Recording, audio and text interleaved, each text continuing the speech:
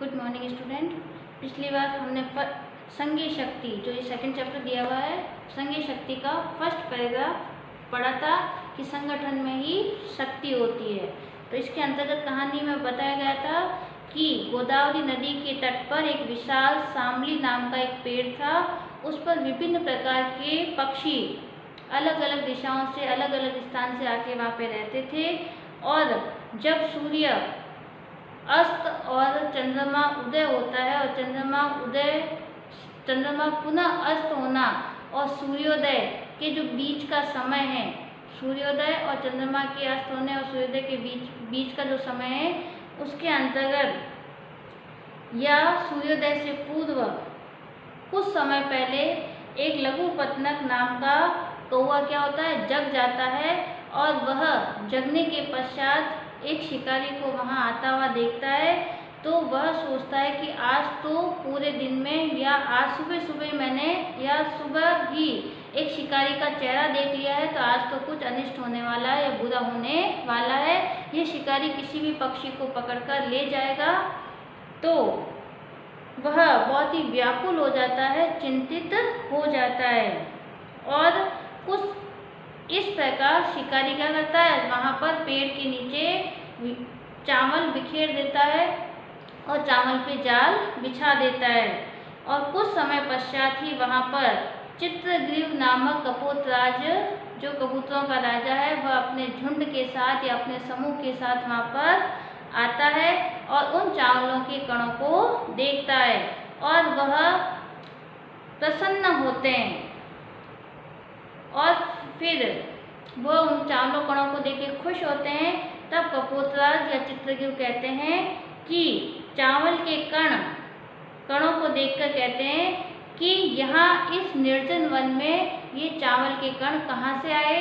यहाँ तो आसपास में कुछ भी नहीं है, परंतु यहाँ पे चावल के कण कैसे आए। यह जरूर ही कुछ मतलब असामान्य सा लग रहा है या कुछ ऐसा विचित्र लग रहा है कि यहाँ पर आसपास कुछ भी नहीं है, फिर भी चावल के कण है। हमें ऐसा आसानी से भोजन कौन देगा। तो यह उचित नहीं है, यह मुझे सही नहीं लग रहा। वह अपनी संदेह प्रकट करते हैं। परंतु वहाँ पर एक दूसरा कबूतर होता है, वह अपने स्वार्थ और अपने से बड़ों की आज्ञा का उल्लंघन करता है। यह आज्ञा का पालन न करके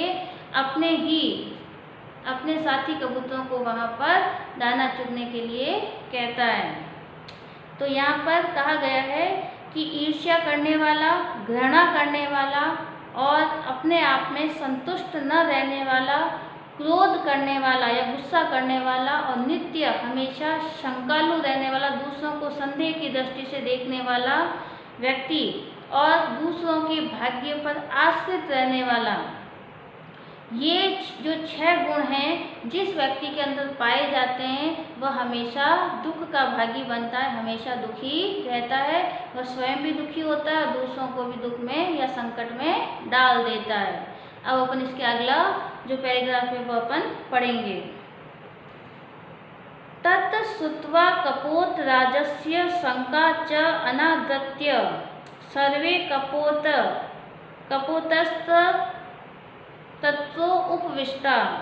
तत् श्रुत्वा, यह सुनकर, कपोत राजस्य यानी कबूतरों के राजा चित्रग्रीव की, शंका च उसके संदेह की, अनादत्य यानी अवहेलना करके या उनका अनादर करके, उनके द्वारा की गई जो उन्होंने अपने अनुभव के आधार पर जो शंका प्रकट की थी, उसका अनादर करके सर्वे यानी सभी, कपोत तत्व उपविष्टा, सारे कबूतर वहाँ पर बैठ जाते हैं या दाना चुगने के लिए बैठ जाते हैं।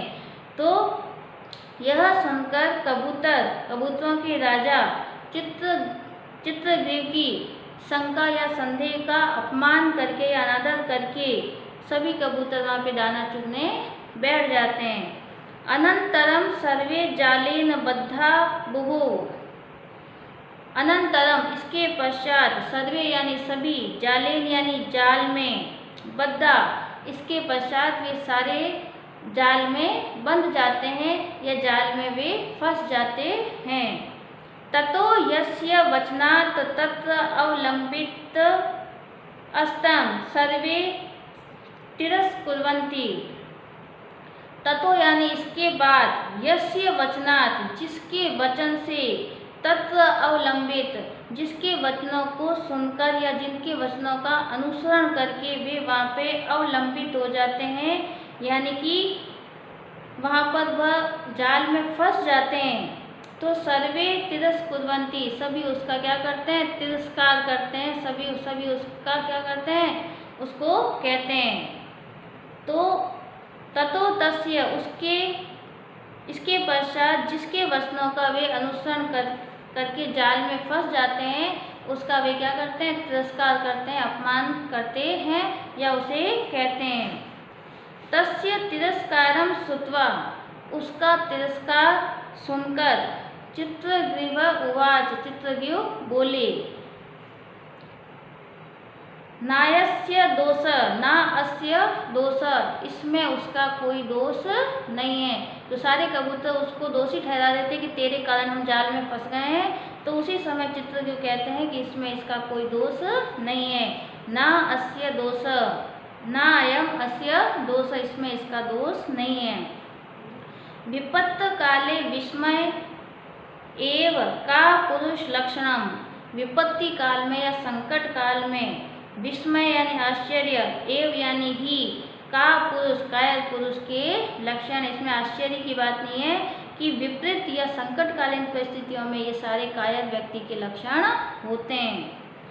तदत धैर्य अवलंब्य, तदत मतलब इसके पश्चात या अब, धैर्य अवलंब्य धैर्य को धारण करो, सब्र करो या धैर्य को धारण करो, प्रतिकार च चिंतयाम, और इसका उपाय सोचो। अब संकट में तो फंस गए, परंतु अब अपने धैर्य को धारण करना है, सब्र करना, इसके बाद इसका उपाय ढूंढना है। इदानीम अपेवम क्रियताम, इदानीम यानी अब इसके लिए अब क्या करें, इसके लिए और भी कुछ किया जा सकता है या इसके बाद अब और भी कुछ कर सकते हैं। सर्वे का चिंत्य भूय, सर्वे यानी सभी, एक चिति भूय एक चित्त होकर, एक लक्ष्य बनाकर या एक या संगठित होकर, जालम आदोय उड्यताम, जाल को लेकर उड़ जाओ। कि सभी एक लक्ष्य बनाकर या एक चित्त या एक संगठित होकर क्या करें, जाल को लेकर उड़ जाओ। इति विंचित्य, इति यानी यह, इति विंचित्य यह सोचकर, सर्वे पक्षीण जालम आदोय उत्पतिता, सभी पक्षी जाल को लेकर उड़ जाते हैं। तो यह सोचकर संगठित होकर एक लक्ष्य बनाकर सारे पक्षी संगठित होते हैं और वह उस जाल को लेकर आकाश में उड़ जाते हैं। अनंतरम सव्याध, अंत में, सव्याध वह शिकारी, सुदूर यानी दूर, जालम जाला अपहार कान तान आलोक्य, पक्षियों के समूह को जाल को ले जाते हुए देखकर, पश्चात धावनम अकरोत, उनके पीछे पीछे दौड़ता है। तो इसके पश्चात शिकारी जब पक्षियों को जाल सहित उड़ते हुए आकाश में दूर से देखता है तो उसके पीछे पीछे दौड़ता है। ततस्तेषु चक्षुण विषय क्रांतिषु, इसके पश्चात चक्षु यानी आँख, क्रांति यानी ओझल, यानी उसको धीरे धीरे उसकी वो आँखों से ओझल हो जाते हैं। तो सारे पक्षी जाल को लेकर उड़ जाते हैं और धीरे धीरे उस शिकारी की आँखों से ओझल हो जाते हैं। सव्याधो निवृत्त, स यानी वह, व्याधो यानी निवृत्त, यानी व्याध पुनः लौट जाता है या पुनः चला जाता है। अतः एव उच्यते, अतः यानी इसलिए, एव यानी ही, उच्यते यानी कहा गया है। अल्पानामा अपि वस्तुना सहति, अल्पानामा यानी कम से कम वस्तु या छोटी छोटी वस्तुओं को, सहति मतलब संगठित करके, कार्य साधि का कार्य को हम साध सकते हैं या लक्ष्य को पूर्ण कर सकते हैं। तो छोटी छोटी वस्तुओं को संगठित करके हम किसी भी कार्य को पूर्ण कर सकते हैं या किसी भी कार्य में सफलता प्राप्त कर सकते हैं। तृणे का अर्थ होता है छोटे छोटे तिनके, घास के जो छोटे छोटे तिनके होते हैं। गुणत्व आपन्ने बंध्यते मद दंतेन, छोटे छोटे घास के तिनकों से हम रस्सी बनाकर बांध सकते हैं। बंध्यते यानी बांध सकते हैं। मद दंतेन, मदमस्त हाथी को हम छोटे छोटे घास के तिनकों की रस्सी बनाकर उसको बांध सकते हैं। तो श्लोक का पूरा अर्थ निकलेगा कि हम छोटी छोटी वस्तुओं को संगठित करके हम किसी भी कार्य में सफलता प्राप्त करते हैं या किसी भी कार्य को या किसी भी लक्ष्य को पूर्ण कर सकते हैं।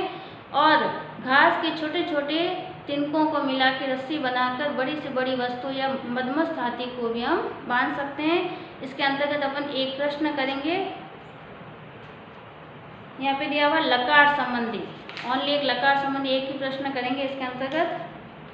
व्याकरण में दिया हुआ यहाँ पे अभ्यास प्रश्न के अंदर फर्स्ट प्रश्न है अधोलिखितेषु धातु लकार पुरुष वचनानाम निर्देशम कुरुत।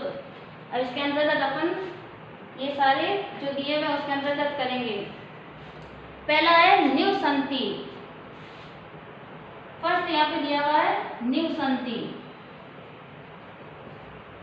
अब इसके अंतर्गत आपको धातु भी बताना है, लकार भी बताना है और इसके अंतर्गत है पुरुष और वचना।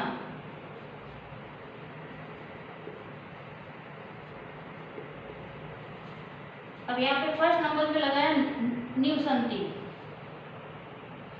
अब ये अपन का इसके अंदर धातु बताएंगे वस धातु। लकार कौन सा होगा इसके अंदर? लट लकार। पुरुष हो जाएगा प्रथम और वचन हो जाएगा बहुवचन, क्योंकि वर्तमान काल है, निवसंति है तो निवसति, निवसत और निवसंति। फिर है अपश्यत, सेकंड इसके अंदर आ जाएगा अपश्यत। फिर इसके अंदर लिखेंगे द्रस धातु। इसमें कौन सा है? यहाँ पे अ जुड़ जाता तो ये हो जाएगा लड़ लकार। ये भी प्रथम पुरुष, क्योंकि अपश्यत अपश्यताम और अपश्यन आएगा तो इसमें भी एक वचन।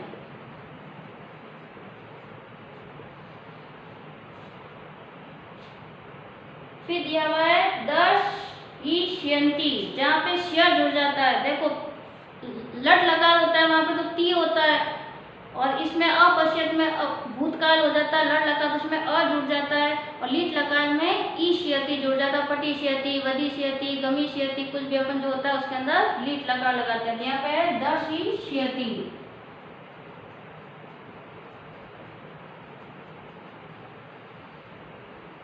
अब इसके अंदर धातु हो जाएगा दर्श। फिर इसके अंदर कौन सा होगा? लीट लकार यानी भविष्यकाल। प्रथम पुरुष एक वचन।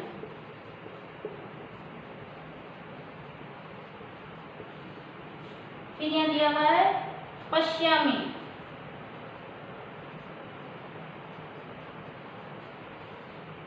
पश्यामि में क्या हो जाएगा? इसमें भी दस धातु है, क्योंकि जब लीट लकार आ जाता है जब वहां पे ये अलग चेंज होकर अलग इसमें परिवर्तन हो जाता है।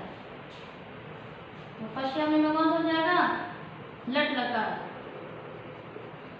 वर्तमान काल में चला जाएगा। पश्यामि उत्तम पुरुष एक वचन।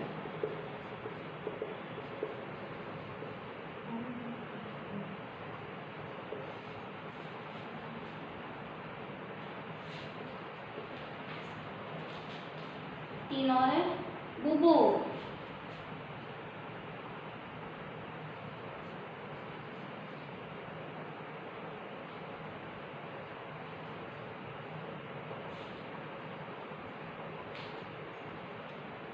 भू मतलब भू धातु, भू यानी होना, और भू मतलब होता है भव भी होता है, भव मतलब भी होना और भू मतलब भी होना।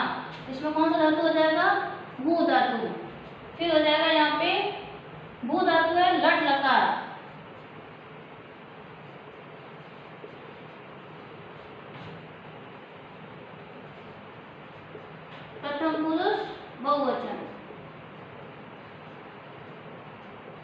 क्योंकि यहाँ पे विसर्ग आ रहा है, तो विसर्ग कहाँ आता है? प्रथम पुरुष बहुवचन। फिर है उवाच, उवाच में हो जाएगा वच। उवाच का मतलब होता है बोलना। उवाच का मतलब हो जाएगा लट लकार।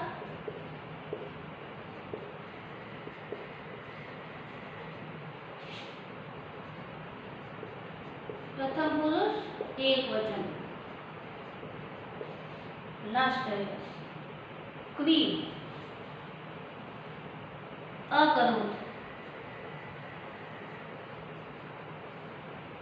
अकरोत में तो होता ही है क्री धातु, लड़ लगा हो जाएगा, अ जुड़ गया, उसमें क्या लगाएंगे? लड़ लगा।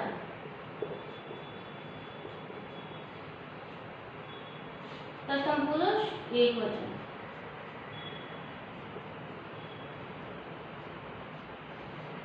ये आपको होमवर्क में गृह कार्य में करना है, प्रश्न लिख के। ऐसा नहीं मैंने प्रश्न नहीं लिखा तो आप भी नहीं लिखें। तो यहाँ पे दिया हुआ है व्याकरण प्रश्न का प्रश्न नंबर 1 लगाकर पहले प्रश्न लिखेंगे, उसके बाद एक प्रश्न आपको करना है। इसके जो अगला वर्ग है अपन नेक्स्ट क्लास में पढ़ेंगे।